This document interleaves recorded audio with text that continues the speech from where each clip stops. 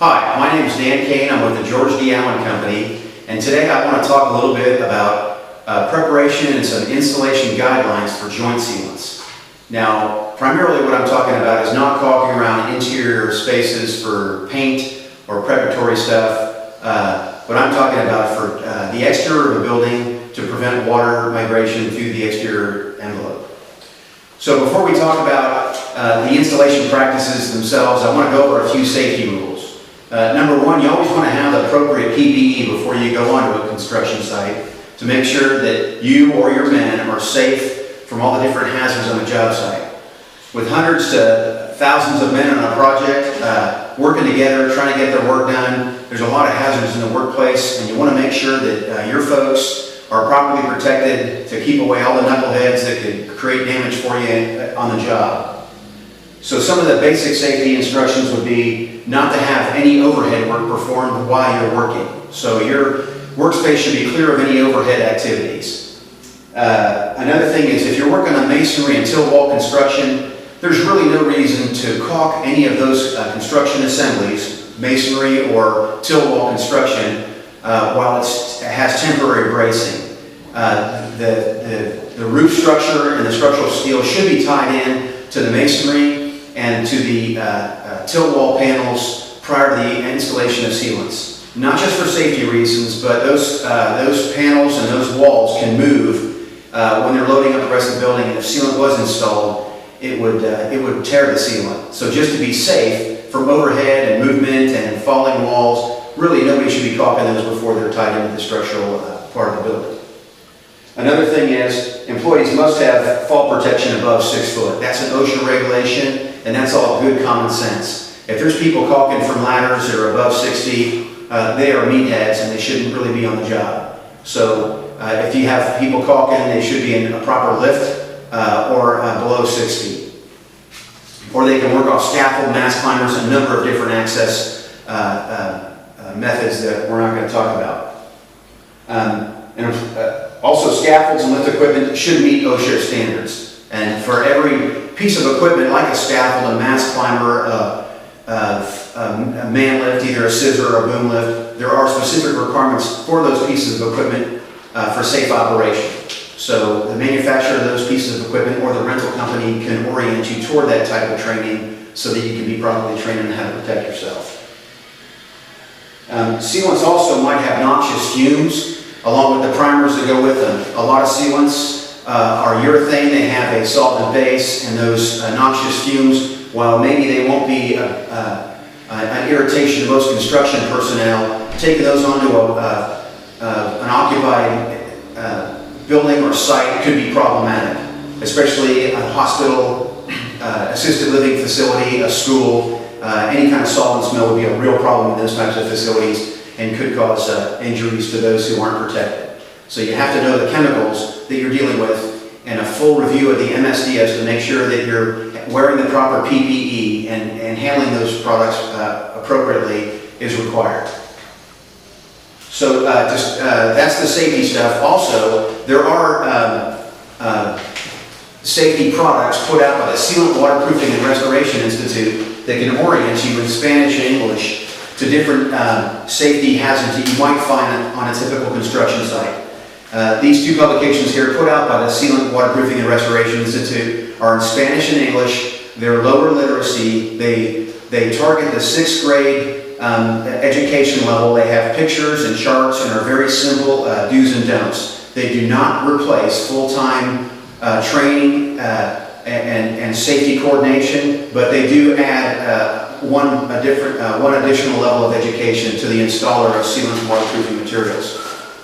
Another great resource is the Applying Liquid Sealants Applicator Training Program. This also, not only does it come with a book, but it also comes with a video in Spanish and English that fully explains in an hour to an hour and 15 minutes how to install sealants on most different applications. So today the sealants that we're going to be dealing with are a 2-part urethane sealant, and we're going to show you some of the ways to prepare for those. A few things to review. We're working on a multifamily project where the surfaces that we're caulking are window frames, plaster, concrete, masonry, and some wood.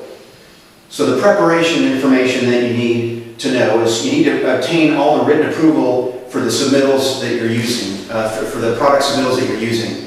When an architect designs a job, he has a certain intent of the products that he's going to use on those projects. On this project here, we're going to use exactly what the architect specifies in the manner that he specifies it. So having the right product in the right location is very important. Not any latex caulkers, painter's caulk will work on any location, especially when you're looking at moisture and air infiltration into an occupied space. You want to make sure you're using the right thing and using it the right way. You also want to perform a mock-up for adhesion prior to installation. Most folks want to pick the right color, and they're looking for a color mock-up to make sure the color of the sealant matches the plaster or the window frame or some other material. That's a great time to make sure that that sealant's going to stick to whatever you're caulking. And it also tells you if you would need a primer or not. If you do a mock-up with a primer or without a primer, you can tell which one of those is going to have the greatest amount of adhesion. Adhesion is one of the most common failures of the sealant. The joints must be free from mortar or any other kind of latements. Most commonly what we find in any kind of joint that has to be caulked is there's plaster in it, there's concrete, there's mortar, there's paint, there's tape, there's plastic, there's all kinds of other things from other trades that have contaminated that joint. Those contaminants need to be pulled out of that joint and need to be cleaned and wiped. If it's a porous substrate, it needs to be brushed with a wire brush, and if it's a non-porous substrate, it needs to be cleaned with a two-wipe method.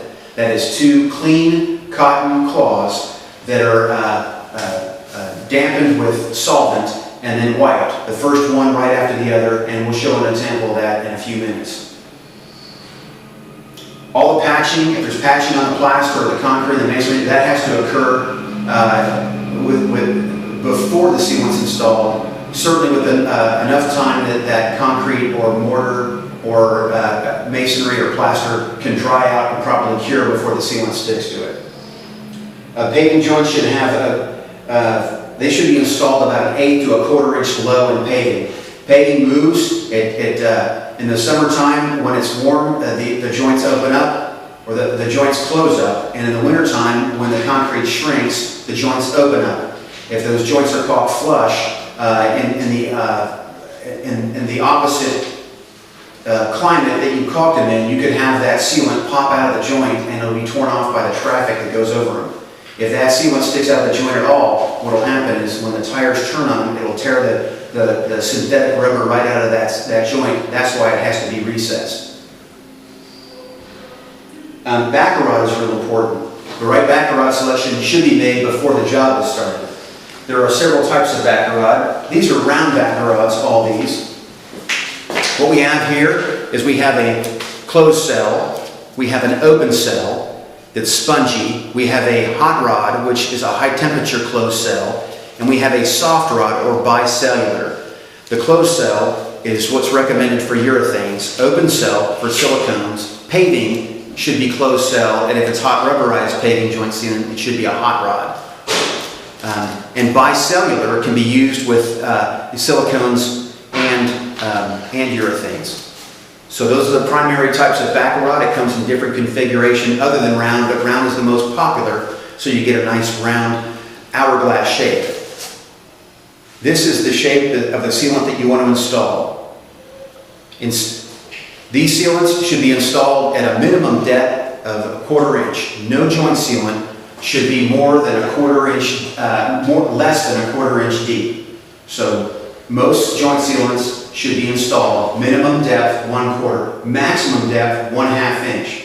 If it's deeper than 1/2 inch, that sealant's going to have trouble moving, and it may fail because of the thickness of the joint. So the optimum joint thickness is a 1/4 to a 1/2 inch. Anything less is improper, and anything greater is improper.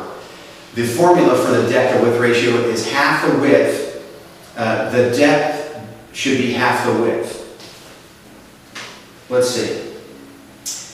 If you are installing any kind of a joint sealant on the exterior of a building, you want to do it with a pretty good idea of inclement weather. You want to install sealants when there's no chance of rain or any kind of inclement weather within 24 hours so they can get an initial set. Inspection criteria: most sealants require an application temperature of 40 degrees. There is a temperature gun that you can use, and you can choose to check the surface temperature and the ambient air temperature is at least at 40 degrees. This is not a secret ray gun, it's a temperature gauge.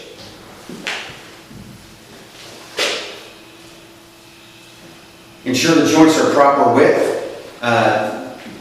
You have to have at least a 1/4 inch width on a joint. If it's thinner than a 1/4 inch, then you're not going to get enough movement on that joint sealant. And then, so the minimum width of a joint is a 1/4 inch, and the maximum joint width should be 1.5 to 2 inches. Anything larger than that, the sealant has trouble holding its form until it cures. The joint sealant, when it's liquid, could actually move and deform the joint sealant before it cures out when you have joints bigger than 1.5 inches. You want to select the proper backer rod and the proper size. These backer rods, when placed in the joint, should be compressed 25 to 50%, no more and no less. You want the joint backer rod is to create the shape of an hourglass to hold that sealant, and then once the sealant cures out, the backer rod is actually sacrificial. There's many things that you don't want to use for backer rod. Do not use your underwear for backer rod. If you use your underwear for backer rod, you're a meathead. You don't want to use rope. Rope does not make a good backer rod. It's very expensive. It won't allow proper shape or proper performance.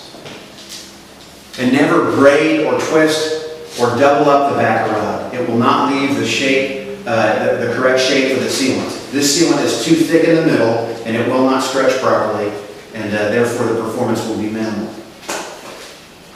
And of course, don't caulk over construction crap. It doesn't make a good backing. It just means that the joint is dirty. There's probably a whole host of other problems. Construction debris does not make a proper backer rod, and it does not form a proper joint.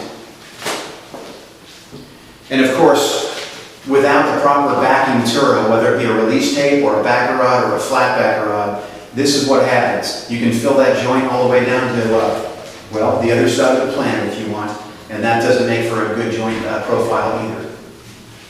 The joint profile you're looking for is half as deep as it is wide, no less than a 1/4, no more than a half.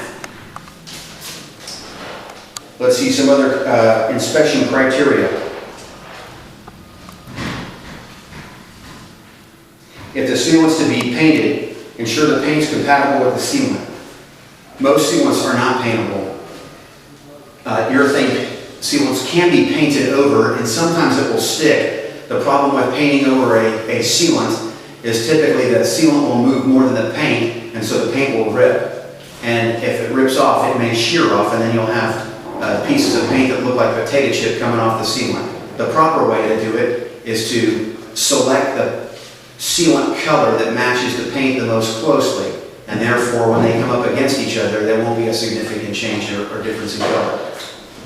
So you see some of the basics about how to install sealants, how to inspect them. What we're going to do is take you outside and show people installing sealants the right way, and maybe we'll see a couple wrong things too.